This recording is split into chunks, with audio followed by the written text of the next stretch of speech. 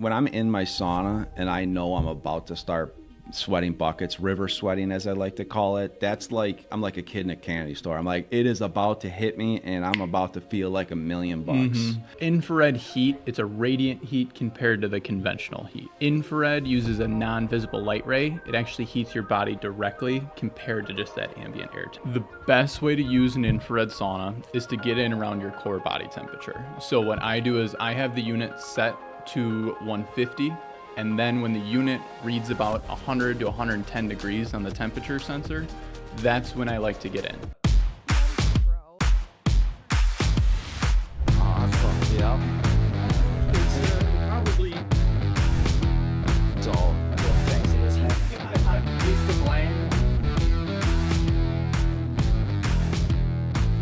Welcome to the Sweat Fanatic Podcast, where we talk all things sweating. Infrared saunas, hot rock saunas, hot yoga, anything that makes us feel good and improves our health. So thanks for joining today. Today I have a special guest again, one of my good friends, Nick Pachalias. He's an infrared sauna expert. He's very familiar with the infrared sauna world, how to use them, what's good, what's not so good about them. So thanks for coming on, Nick.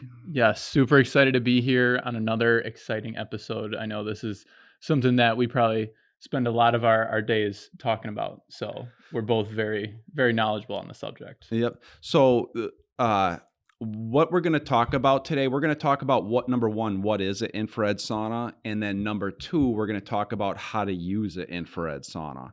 Because we get a lot of questions from people that have our sauna or other saunas on, they don't know if they're using it right. They don't know what temperature to set it at. What should I do before, during, after? And they just want to maximize the benefits and they don't know how to do that. So we're going to cover a lot of that today here with this episode. So Nick, is there a quick way you can explain on what an infrared sauna is? The long story short is infrared heat, it's a radiant heat compared to the conventional heat. So a lot of times like at gyms or spas, there's a furnace style heater that's going to heat the ambient air temperature. Infrared uses a non-visible light ray. It actually heats your body directly compared to just that ambient air temperature. So it's a different type of heat, to answer the question shortly. Is there any moisture used at all? There's no moisture like added into the environment. Now, when you are in there perspiring, it is going to raise that ambient air temperature, and there may be a little bit of moisture condensation that can occur in the unit. So that's a little bit different than a traditional sauna, right? Correct. And then there's like a steam room that just uses hot steam that they pump into the air. But traditional saunas with the hot rock furnace styles, some users will pour like water on those hot rocks just to create like a steam effect. That's really just raising that ambient air temperature a little bit higher.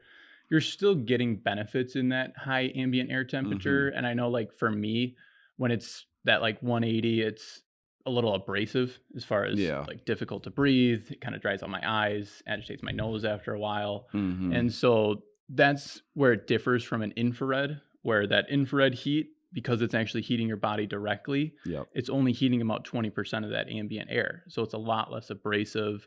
I know clients with like heart conditions who have to be a little careful in like a traditional sauna or steam room, they can actually use and get a lot of benefits from an infrared.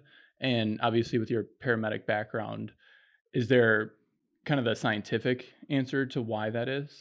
Well, it's the stress on the heart. So if you go in an environment that causes your blood pressure, your heart rate to skyrocket, obviously that's going to be a lot more stressful, and you have to be careful in environments like that. Where infrared's it's a lot more comfortable, it's a lot more relaxing, doesn't cause your blood pressure and your heart rate to go through the roof. And we get much more of a cardiovascular workout where it slow increases our core temperature, it slowly increases our heart rate, and it's a lot more effective at conditioning on our heart. And when customers are like, I need the highest heat possible, is there any validity to that, or what are they really looking for when asking that? Usually it's number one, a lot of people use saunas because they feel better. Like you want to sweat. So that's the main thing. I want to sweat buckets because the more I sweat, the better I feel, the better my health is. However, if you go into a really hot room like a sauna and it's super hot and it kicks you out right away, you're not going to get a really good benefit as far as cardiovascular wise. You're not going to sweat as much. and it's kind of like just heating the tissues up on the surface of our skin versus Mhm. actually getting a deep therapeutic benefit and actually making our heart go for like a long run without the high impact on our knees and our joints. So for temperature ranges, infrareds are usually most infrared saunas you can set them up to 140. So some of them 150, even some of them 165.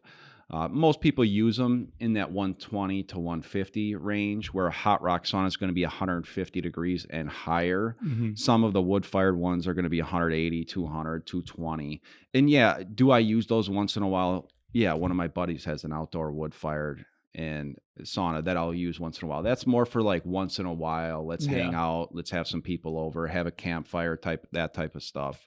But as far as the health benefits, how I feel after using it, the infrared makes me feel much better than a wood fired or even a hot rock sauna.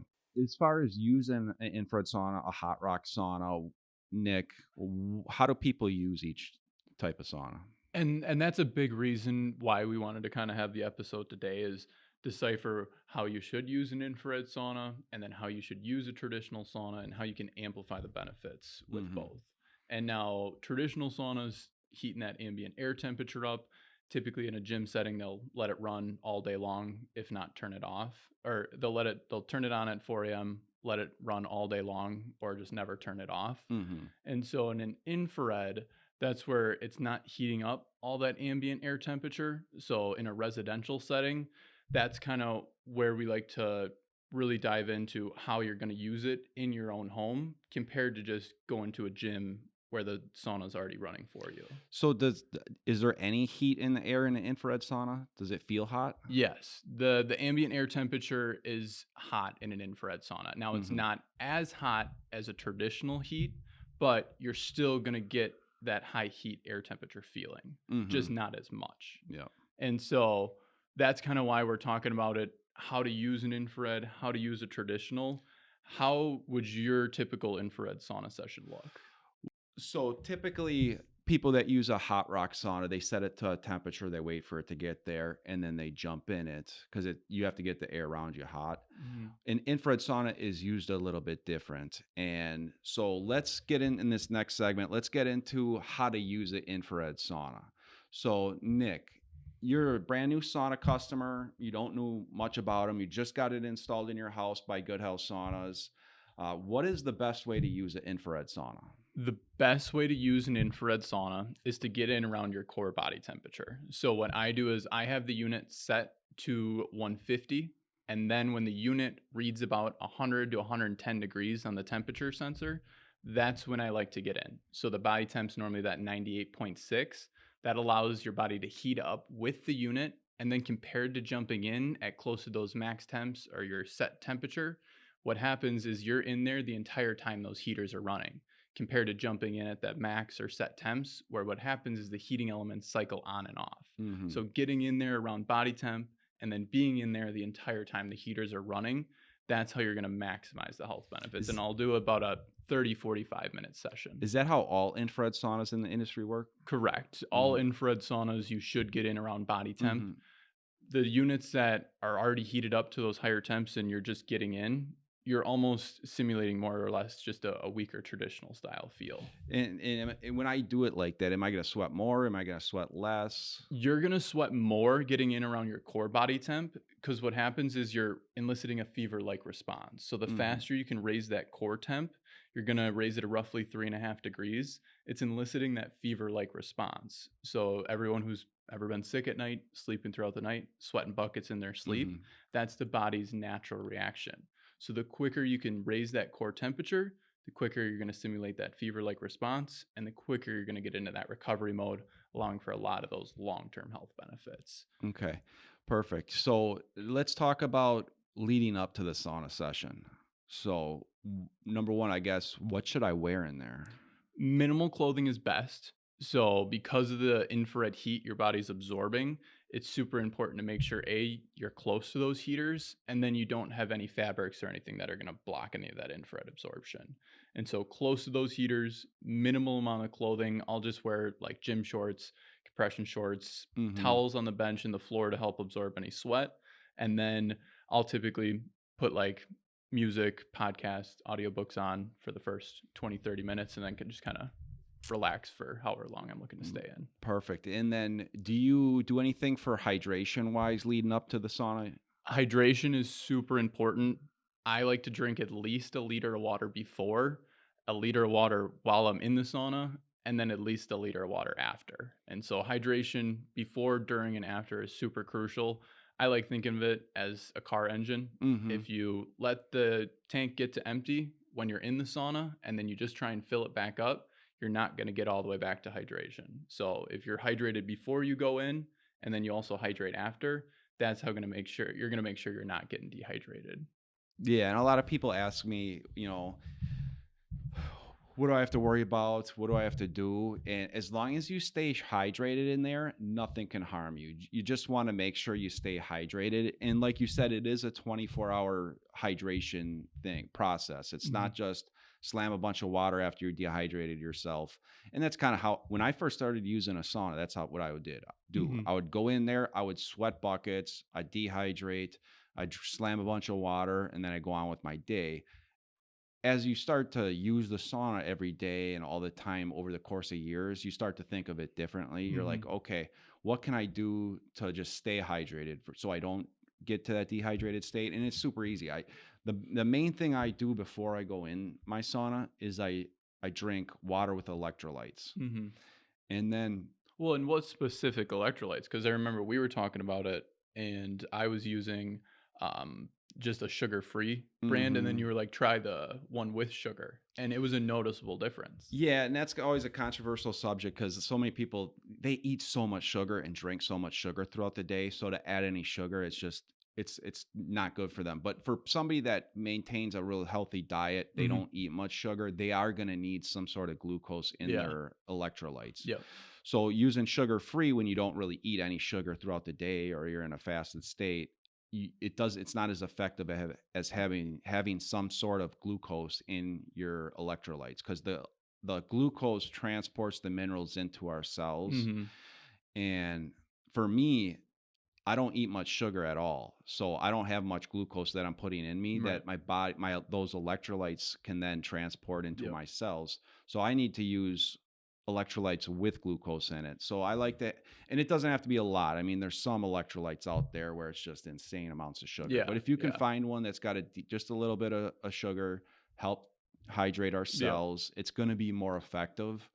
What I like to do for me is what I do is I'll take a glass of water, and I have reverse osmosis, which does put I do have a filter that puts more minerals back into the water because it does take out all the minerals. So I add it back in there just with my filter. Then when I make my glass of water, I'll put in a little bit of Celtic salt, which has really good trace minerals. And then I'll put in just a touch of organic maple syrup. And maple syrup works better than honey because there's trace minerals in the maple syrup, and it's organic. Yeah. And that's a really good way of hydrating our bodies, but also it's easy on the pocketbook because it's not that expensive, where it can get pricey if you're constantly buying these electrolyte packets that people put in. Definitely. And you never know what kind of chemicals they're putting in that either. Right. So if you just make your own water, throw some of your own Celtic salt, add a little touch of organic maple syrup, you're perfect. You're good to go. So that's how I'll make my water before I go in. I'll drink another glass of water, and I do like to drink coffee in my sauna in the morning. And keeps the coffee nice and warm. Exactly. It's my favorite part of the day. In my sauna, drinking coffee. It's not going to get better than that. And then I'll drink some water afterwards and throughout the day. So I'm slowly drinking water throughout the day. I never get dehydrated. No, that's perfect. And I don't know, I just had a question that kind of popped up when we were talking about the sugar. And I know I've had customers ask me, is someone with diabetes able to use an infrared sauna, and how does it kind of benefit them? Yeah, it's not going to have any negative effects on a diabetic patient at all. It actually helps regulate the glycemic index, which actually is really good for a diabetic patient. Plus, a big thing with diabetic patients is they have really poor blood circulation in their legs, in their arms, especially hands and feet. Mm-hmm. And this vasodilates the blood vessels and increases blood distribution throughout our body, especially in our extremities where we don't have the best circulation. And it's really good for people with Raynaud syndrome who have poor blood circulation in their hands and their feet, and causes their hands to get really cold, their feet to get cold. Mm-hmm. They turn purple, white. Mm-hmm. It helps tremendously with Raynaud's. Nice. And neuropathy too. Yep. Oh yeah. Neuropathy, any type of pain, back pain, arthritis, fibromyalgia, Lyme's disease. It helps with any types of aches and pains. That's probably one of the top reasons people buy an infrared sauna. But let's get back to how to actually use it. So how long is a typical session? A full session in an infrared sauna is anywhere from 30 minutes up to an hour. So Okay. I typically like to do about 45, 50 minutes. And don't get me wrong, like that 45, 50 minutes, I'm kicking down the door after. I am dripping sweat, but that's that addicting feeling in a good way. That's when I know I'm really getting that passive cardiovascular workout. I can track it on my watch, see my heart rate slowly elevating. And then that's when you're really amplifying that detoxifying aspect too. That's when I really feel like just pushing out all the heavy metals, toxins, carcinogens. And then there's some mental benefits to sitting in kind of that high heat for some duration, right? Oh yeah, that's the point when you're getting the endorphins really released. When you're like, oh man, it is hard to stay in here. I'm sweating buckets. I'm hot. It almost turns into a type of meditation. You have to narrow in, focus on your breathing, and you get more norepinephrine or adrenaline released, which is really good for mental clarity, focus, concentration.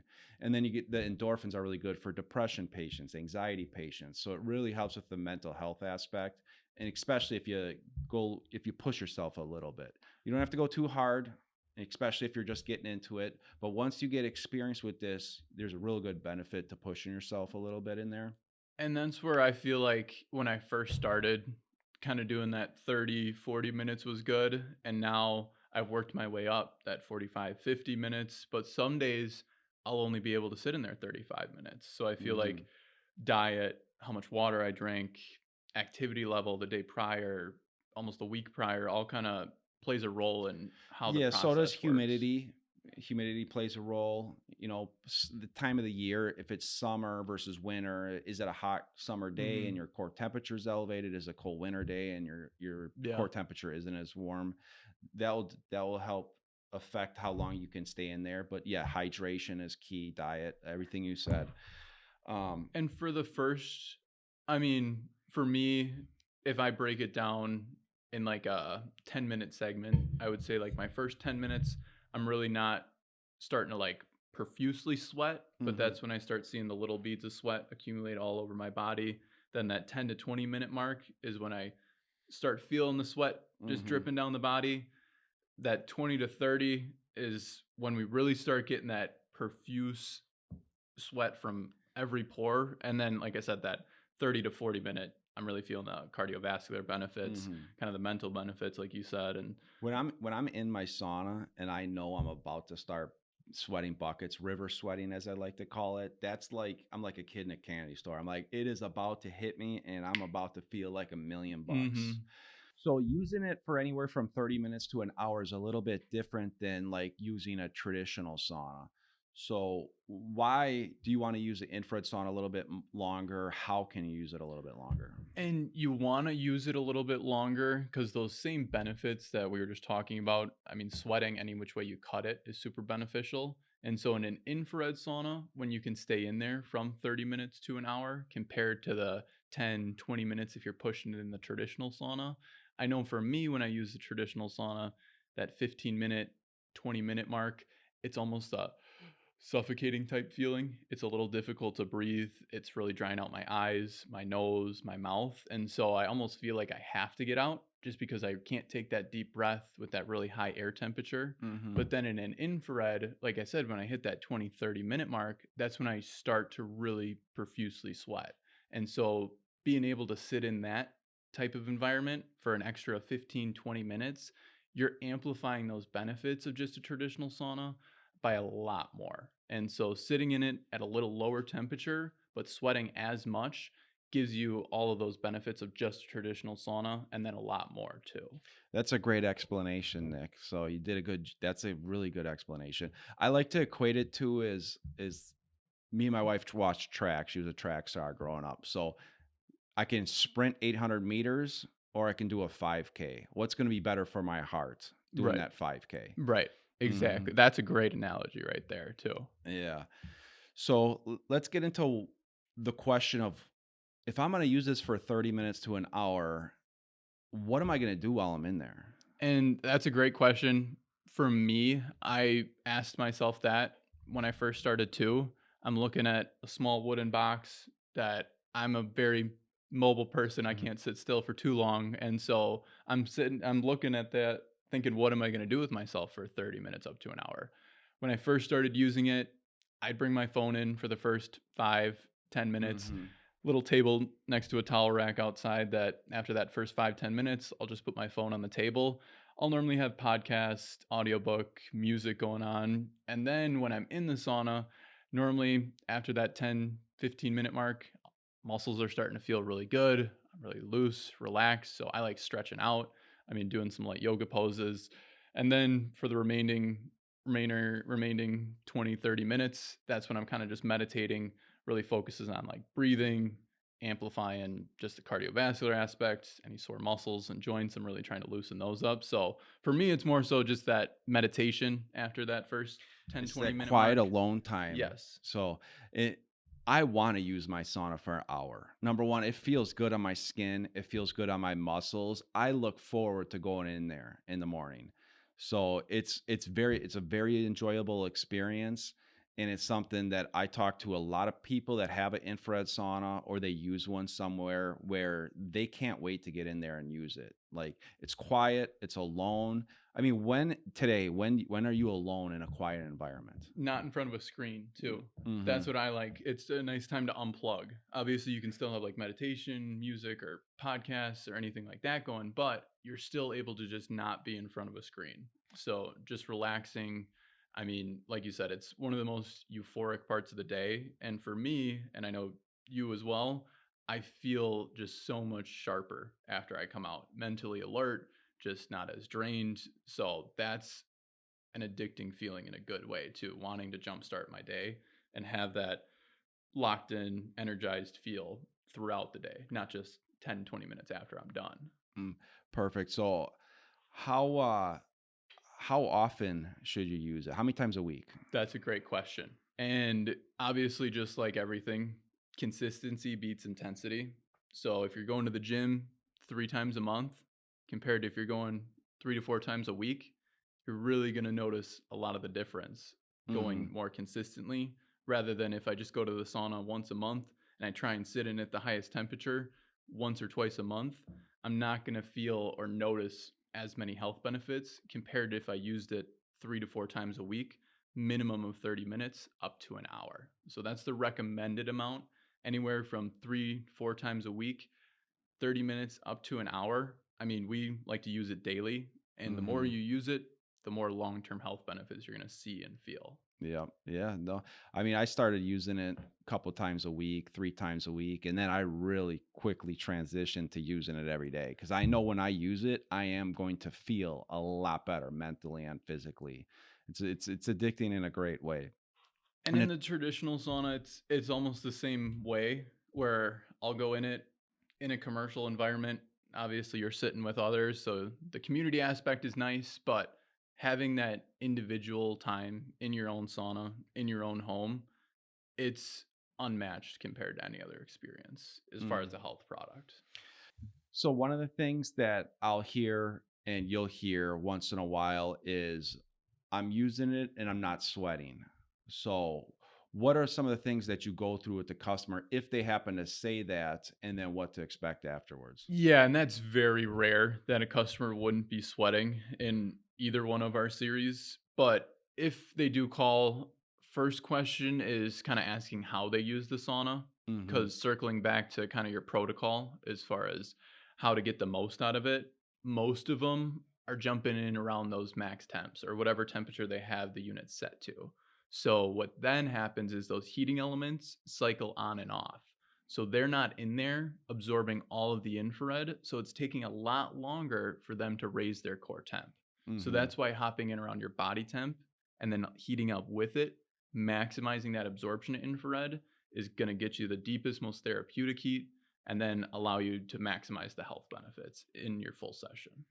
Yep. And then it goes back to, again, is it a cold winter day? Is it a hot summer day? What were you doing? Were you on the couch? Were you outside working in the yard? Also, if you don't have anything in you, you don't have anything to sweat out of you. So you have to stay hydrated. And there's a lot of people that will come to me. They've never used an infrared sauna. They're thinking about it. Maybe they're not thinking about it, but they're like, hey, I don't sweat, but I know how healthy sweating is and I want to sweat. Is there anything I can do? And I'll tell them, go in the sauna every day for 7 days in a row and put it in your schedule that I'm going to use my sauna or a sauna for this day from this time to this time. And then every time they start using it, they start sweating a little bit easier, a little bit faster. And there's a couple things that are at play.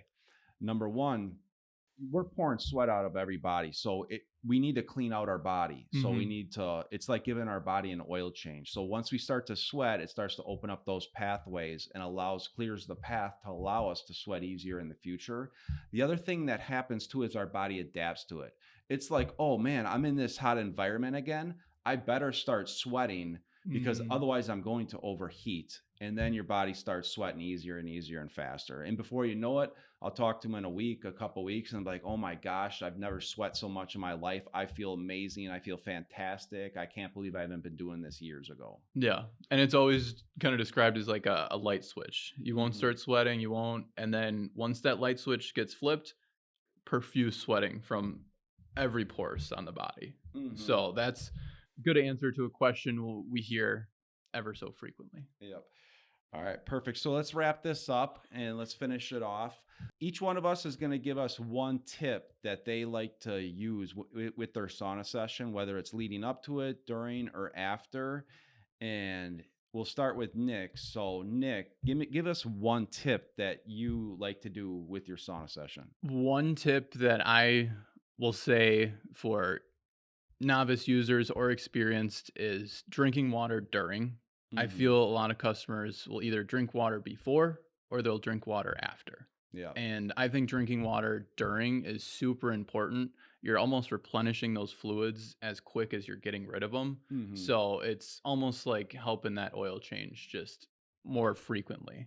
Yeah. Perfect. And then my tip is going to be, don't be afraid to move your body around. So people get in there and they'll come in there and they'll sit down. Like, I don't want to touch anything. I'm just going to sit here and I'm just going to, sweat, right? No, it's like move your shoulders around, move your head around, get the body moving a little bit. It feels good to stretch your body out, especially when you're sweating buckets and your core temperature is elevated and you're heated up. It actually allows you to get into a little bit of a deeper stretch, which allows us to be more flexible, even when we're not in the sauna. So if you come and you see a sauna session after I'm done with it, there's sweat everywhere. I've done a full-blown chair yoga class in my sauna, and I use it in the morning, so the stretching feels even better. It's a very addicting feeling. That's a good one. That's a great one. All right, perfect. Well, thanks for coming on, Nick. I really appreciate it. You gave us a lot of valuable information that our listeners and our viewers can use in their own sauna session, or they can prepare to do that once they get their sauna in their house. So that's it for this episode of the Sweat Fanatic Podcast. Like, share, subscribe, comment. Thanks for watching, and until next time, get out there and sweat.